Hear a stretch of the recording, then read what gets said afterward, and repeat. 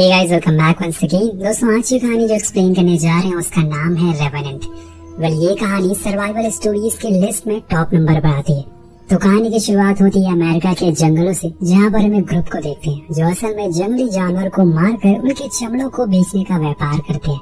और इसी में काम करता है हमारी कहानी का अहम किरदार, जिसका नाम है ग्लास, जो इस समय अपने बेटे के साथ शिकार पर आया हुआ है। अब वो उसे सारी चीजें सिखा रहा है जिससे कि वो अव्वल दर्जे का शिकारी बन सके। लेकिन तभी हम देखते हैं कि कुछ आदिवासी भागते हुए इनकी तरफ आ रहे, क्योंकि उस कबीले के सरताज की बेटी को किसी ने अगवा कर लिया। अब वो सभी शिकारियों के ग्रुप को चुन चुन कर मार रहा है, क्योंकि उसे पूरा शक है कि इन्हीं लोगों के पास उसकी बेटी है। अचानक सभी पर हमला होना शुरू हो जाता है। ग्लास के बहुत सारे साथी मरने लगते हैं। ये लोग जितना भी हो सके अपने सामानों को इकट्ठा करते हैं और जल्दी से भागने की कोशिश करते हैं। वो सभी लोगों को मारना शुरू कर। अब इसमें ग्लास सभी का डट कर सामना करता है और फौरन अपने कैप्टन एंड्रयू को बोट के पास चलने को कहता है, जहाँ से ये भाग सके। इधर से वो इन सभी को मारकर उनके पास आएगा।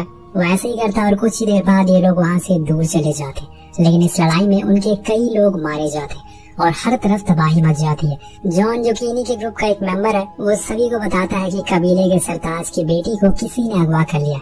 अब वो उसे बेसब्री से ढूंढ रहा है और जब तक उसे वो नहीं मिलेगी वो नदी के पानी को लाल करता रहेगा। तभी ग्लास अपने बेटे हॉक को संभाल कर रहने को बोलता है और कैप्टन से कहता है कि हमें इस बोट को छोड़ना पड़ेगा और जंगल के बीच से होकर आगे जाना होगा, क्योंकि ऐसे नदी में हमें आसानी से कोई भी देख सकता है। लेकिन वही जॉन सभी को मना करता है ऐसा करने से, क्योंकि पैदल चलने में उन्हें बहुत समय लग सकता है। लेकिन कैप्टन उसके मुंह पर कह देते हैं कि ग्लास को हमसे ज्यादा इस जंगल के बारे में पता है, इसलिए वो जो कह रहा है सही कह रहा है। असल में दोस्तों, जॉन यहाँ पर ग्लास को कुछ खास पसंद नहीं करता था, इसलिए उसकी कई सारी बातों को वो इनकार करता रहता है। अब यहाँ वो लोग किनारे पर रुकते हैं, लेकिन इनके साथ भारी सामान था जिसमें कई किलो चमड़ा भी था। इसलिए ग्लास कहता है कि हमें ये सारा सामान यहीं पर छोड़ देना चाहिए या फिर इसको गाड़ देना चाहिए। थोड़ी दिनों बाद हम जब वापस आएंगे तो इसे अपने साथ ले जाएंगे। ऐसे में किसी को पता भी नहीं चलेगा। तो सभी लोग अब गड्ढा खोद कर उसको गाड़ देते हैं। जिस बोट पर ये लोग आए थे उसे पानी में छोड़ देते हैं, लेकिन कुछ लोग इनके साथ आगे नहीं जाना चाहते, इसलिए वो बोट के साथ ही चले जाते। पर कुछ ही दूर जाने के बाद वो कबीले आदिवासी उन्हें देख लेते हैं और इन सभी लोगों को मार डालते। यानी कि ग्लास की बात सही थी, वो असल में उन्हीं का इंतजार कर रहे थे। वहीं दूसरी तरफ ये लोग आगे बढ़ना शुरू करते हैं और कुछ ही देर बाद एक जगह पर रुककर आराम करने का फैसला करते हैं, क्योंकि रात भी होने वाली थी। वहीं ग्लास सभी के लिए खाने का इंतजाम करने के लिए निकल जाता है। उसे तो भालू के बच्चे दिखते हैं, वो उन पर निशाना लगाता है, लेकिन न जाने कहां से उसकी माँ वहाँ आ जाती है और उसके ऊपर चढ़ जाती है। ग्लास पूरी ताकत लगा देता है कि वो उससे लड़ सके, लेकिन किसी इंसान का 300 किलो के भालू से लड़ पाना असंभव है। और यहाँ भी वही होता है। अब यहाँ ग्लास नाटक करता है कि वो मर चुका है, इसलिए वो भालू वहाँ से अपने बच्चों के साथ चली जाती है। लेकिन उसके जाने के बाद ग्लास उस पर निशाना लगाता है और उस गोली चला देता है, लेकिन उस गोली का उस पर कोई भी असर नहीं होता और वो उल्टा और गुस्से में आ जाती है। जिसके बाद होना क्या था, वो उसके शरीर के हर हिस्से को अपने पंजों से खुरेदना शुरू कर देती है। लेकिन यहाँ ग्लास अपनी जेब से चाकू निकालता है और उस पर कई बार हमला करता है, जिससे कि वो आखिर में जाकर मर जाती है। लेकिन अब ग्लास की हालत बहुत ही खराब हो चुकी थी। कुछ देर होने के बाद जब उसके साथियों को ग्लास नहीं दिखता तो वो उसे ढूंढने के लिए जंगल में घूमना शुरू कर देते और उन्हें यहाँ पे ग्लास पड़ा हुआ मिलता है। जब वो उस भालू को उस पर से हटाते हैं तो हैरान रह जाते हैं। उसके पूरे पेट पर खुरेदने का निशान था, गला कटा हुआ था जिसमें से खून नदी के पानी की तरह बह रहा था। अब कैप्टन फौरन उसके गले पर टाँके लगाते हैं और बाकी घावों पर, ताकि वो जिंदा बच सके। अब इनकी मुसीबतें कम नहीं हुई थी कि बर्फ गिरना शुरू हो जाती है। वो लोग उसी भालू की खाल को ग्लास के ऊपर रख देते हैं और फिर उसे एक स्ट्रेचर पर लिटाकर आगे बढ़ने लगते हैं। लेकिन रास्ते में एक खड़ी चट्टान आती है जहाँ पर एक इंसान का भी चल पाना मुश्किल हो पा रहा था। इसलिए जॉन कहता है कि अब हमें इसे यहीं छोड़ देना चाहिए, क्योंकि इसका जिंदा बच पाना बहुत मुश्किल है और अगर हम ऐसे झुंड में चलते रहे तो वो आदिवासी भी हमें देख लेंगे।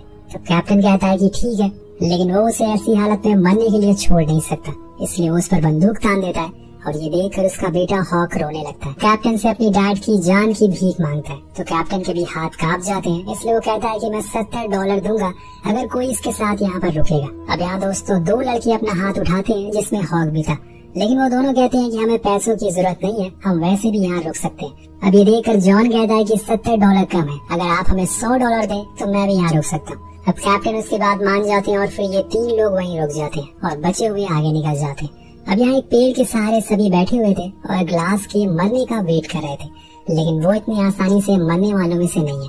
और ये बात जॉन को समझ आ गई थी। इसलिए उन दोनों बच्चों के जाने के बाद वो जाकर ग्लास के पास बैठ जाता है और उससे कहता है कि देखो, अगर तुम्हें मैं लेकर यहाँ पर और देर रहा तो हम सभी लोग मारे जाएंगे, जिसमें तुम्हारा बेटा भी होगा। इसलिए बेहतर होगा कि तुम मेरे हाथों मर जाओ। अब ये बोलकर वो उसका दम घोटना शुरू कर देता है, लेकिन इतने में वहाँ पर हॉक आ जाता है और जॉन को धक्का देकर पीछे कर देता है। जोर जोर से वो चिल्लाना शुरू कर देता है ताकि ब्रीज सुन सके, लेकिन इतने में जॉन उसके पेट में चाकू घुसा देता है, जिससे उसकी वही मौत हो जाती है। ये सब ग्लास देख रहा था। वो बहुत कोशिश करता है कि अपनी बेटी को बचा सके, लेकिन ऐसा हो नहीं पाता और ये दर्द हम उसके चेहरे पर देख सकते हैं। वो पूरी तरह से मायूस हो जाता है, जिसके बाद जॉन उसकी लाश को वहीं दफना देता है और जाकर ब्रीज को बुला कर लाता है और उसे झूठ कहता है कि यहाँ पर किसी भी समय वो आदिवासी आ सकते हैं। मैंने उन्हें आते हुए देखा था, इसलिए हमें यहाँ से फौरन निकलना चाहिए। वो उसकी बात मान जाता है, लेकिन तभी उसे हॉक का ख्याल आता है और उसके बारे में वो पूछता है, लेकिन जॉन कुछ नहीं बताता और जिसके बाद वो दोनों ग्लास को वहीं जिंदा दफन कर देते हैं और वहाँ से भाग जाते हैं। लेकिन कुछ दूर जाने के बाद ब्रीज को पता चलता है कि कोई भी आदिवासी नहीं आ रहा है। उन्होंने जो ग्लास के साथ किया वो गलत था। अब वो वापस जाने के लिए सोचता है, पर जॉन कहता है कि अब वहाँ जाने का कोई भी मतलब नहीं है, क्योंकि ग्लास कब का मर चुका होगा। वही दूसरी ओर ग्लास जमीन के अंदर दफन है, लेकिन उसके दिमाग में उसके अतीत की बातें घूम रही थी। वो समय जब उसने अपनी बीवी को खो दिया था। जब वो अपने गांव पहुंचा तो कुछ आदिवासियों लोगों ने उसके पूरे परिवार को, पूरे गांव को आग लगा दिया। उसकी बीवी को गोली मार दिया। अपनी बीवी की लाश को देखकर वो पूरी तरह से टूट जाता है और आज उसने अपने बेटे को भी खो दिया, लेकिन वो अपनी बेटी की जान का बदला लेकर रहेगा और इसीलिए वो खुद को बड़े ही मुश्किलों के बाद जमीन से बाहर निकालता है और अपने बेटे के पास जाता है। लेकिन वो अब मर चुका है। वो हक से कहता है कि बेटे, मैं यही हूँ, तुम्हें छोड़कर कहीं नहीं जाऊंगा। इसलिए वो रेंगते हुए आगे जाता है और देखता है कि वहाँ पर एक नदी बह रही है। इसलिए वो नीचे जाता है और अपनी बोतल पर पानी भरता है, लेकिन जैसे ही वो पानी पीता है सारा पानी उसके गले से बाहर गिरता है, क्योंकि उसके गले में एक बहुत बड़ा कट लगा हुआ था। इसलिए उसे सबसे पहले तो उसे ठीक करना होगा और इसीलिए वो आग जलाता है और उसके पास कुछ बारूद था जिसे वो अपनी चोट पर लगा देता है। एक लकड़ी से आग को सुलगा देता है, जिससे दोनों स्किन चिपक जाती है। ऐसा करने में उसे इतना दर्द होता है कि वो वहीं बेहोश हो जाता है। वहीं दूसरी ओर अब कैप्टन और सभी साथी धीरे धीरे करके अपने कस्बे की ओर जा रहे थे। अब उनके साथ ब्रीज भी जुड़ चुका था। वहाँ ग्लास अब एक गुफा में अपनी रात गुजारता है और अगले दिन एक चिड़िया को मार कर खाता है। लेकिन तभी उसकी नजर पहाड़ पर जाती है, जहाँ पर कुछ घोड़े आ रहे थे, जिसमें आदिवासी भी थे। वो फौरन नदी में कूद जाता है और उन्हें बचने के लिए दूर भागना शुरू कर देता है। नदी का पानी बहुत ही ठंडा होता है, लेकिन उसे फिर भी ये करना ही पड़ेगा, वरना वो लोग उसे मार डालेंगे। अब वो नदी में बहते हुए मीलों दूर आ जाता है। यहाँ उसका पूरा शरीर जम चुका था, जिस वजह से उसे बहुत ज्यादा ठंड लग रही थी। उधर ब्रीज और जॉन एक जगह पहुँचते हैं जहाँ पर लोगों की लाशें पड़ी हुई थी। असल में ये काम भी उन्हीं आदिवासियों ने किया था। वहाँ एक जानवर को मारकर वो अपने रात का खाने का इंतजाम करते हैं और इन्हें अभी यहाँ पर लंबा सफर तय करना है, क्योंकि यहाँ से इनका किला मीलों दूर है। अभी तक वो कैप्टन और उसके साथ के लोग भी वहाँ तक नहीं पहुँच सके।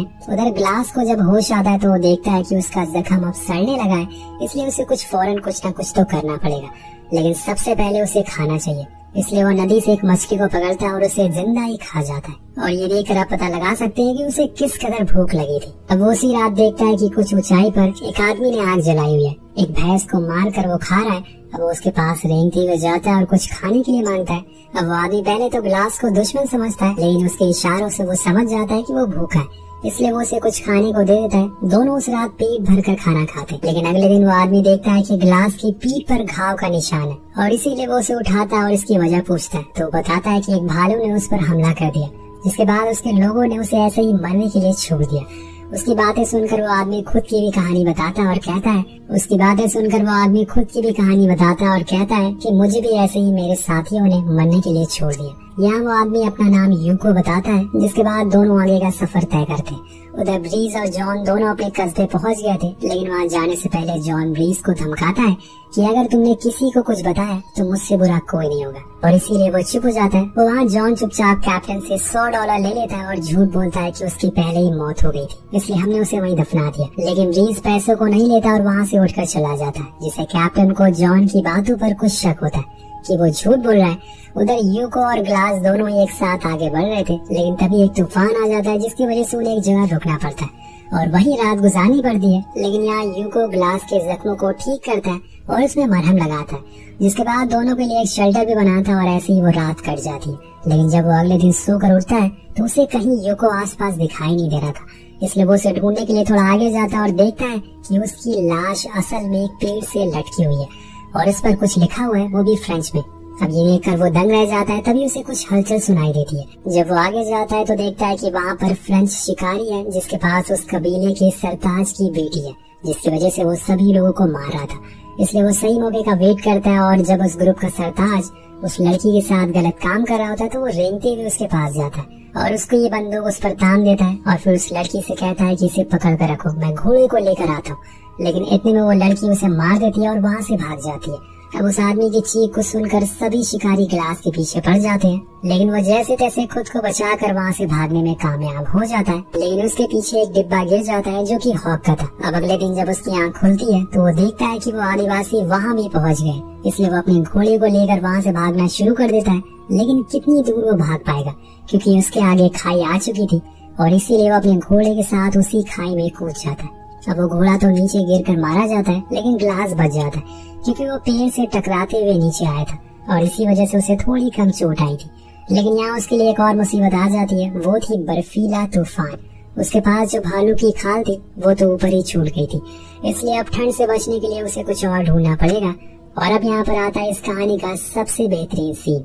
यहाँ ग्लास उस मरे हुए घोड़े की पूरी बॉडी को फाड़ देता है और फिर उसकी हथेलियों को बाहर निकालता है।